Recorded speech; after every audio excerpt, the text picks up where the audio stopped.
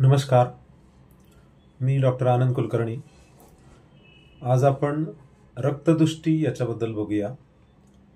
रक्त खराब होणं किंवा रक्त दुष्ट होणं याला काय काय कारण आहेत, किंवा आजकाल बरेचसे जण म्हणतात की खून खराब हो गया, इसलिए ये स्किन डिसीज वगैरे हो गया, असे बरेचसे जण म्हणतात।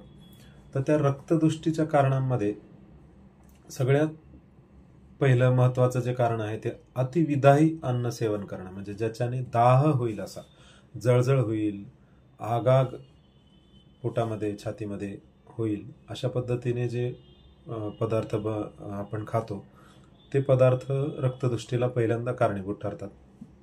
तसेच काही लिक्विड्स, ड्रिंक्स आपण पेय अशी पितो, जसं पाणीपुरीचं अति प्रमाणात पाणी पिणं, त्याच्यानंतर अतिस्निग्ध म्हणजे अति तेलकट, अति तुपकट असे जे पदार्थ आपण बनवून नेहमी अति प्रमाणात सेवन करतो, त्याच्यामुळे रक्तवाहिन्यांमध्ये कोलेस्ट्रॉल नामक चिकट पदार्थ साठून रक्तवाहिन्या दुष्ट होऊन मग पुढे रक्ताची दुष्टी त्याच्यात ॲड होऊन त्याला रक्तदुष्टीचं रोगाचं स्वरूप मिळतं। त्यानंतर अतिउष्ण पदार्थ खाणं, अतिउष्ण पिणं, काहींना सवय असते नेहमी अति गरम गरम गोष्टी खायच्या प्यायच्या, त्याच्यामुळे रक्तदुष्टीला मदत होते।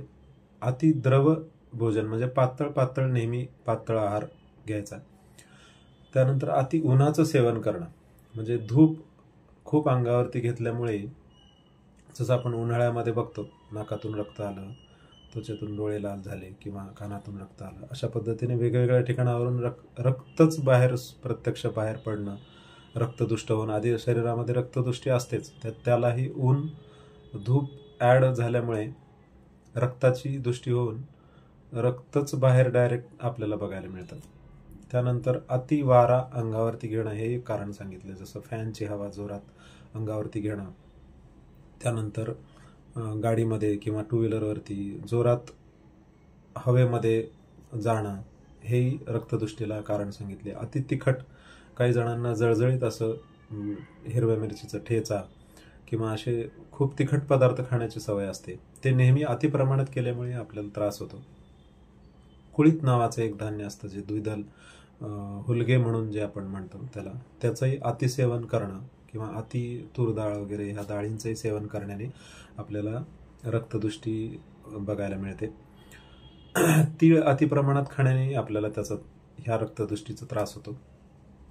आता ही वेगवेगळी अति प्रमाणात आपण जे जळजळ होणारे, शरीरात उष्णता निर्माण होणारी जी कारणं बघितली, त्याच्यामुळे होणारे रोग आपण बघूया।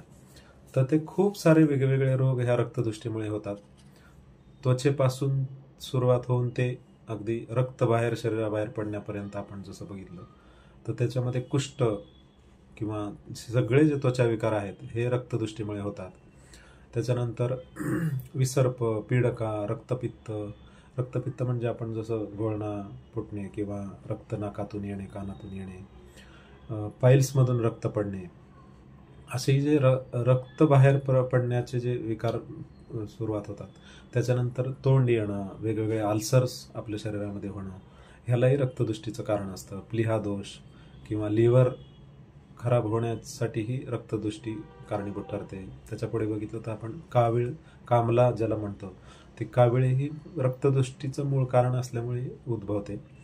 त्यानंतर गुल्म, विद्रदी, नीलिका, व्यंग सांगितले। व्यंग म्हणजे काळे काळे डाग चेहऱ्यावरती येणं, त्वचा काळवणं, काळपट होणं, हेही बाहेरून दिसणारं रक्तदुष्टीचं कारण आपल्याला बघायला मिळतं। त्यानंतर श्वेत्र, पांढरं जे कोड आपल्या शरीरावर तयार होतं, पामा किंवा खरूज जी आपण त्याला नायटा म्हणतो, अशा प्रकारचे जे फंगल इन्फेक्शन जे आपल्या स्किनवरती होतात, त्यालाही आतून रक्तदुष्टीच मदत करत असते। अशी वेगवेगळी अंगावरती ते पित्त उठणं, अशी वेगवेगळी जी पित्त आणि रक्ताची दुष्टी होऊन निर्माण होणारी आगळे खूप मोठी लिस्ट आपल्याला बघायला मिळते।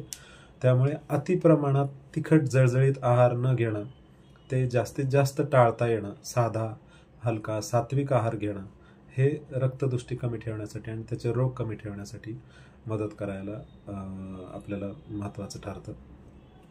धन्यवाद।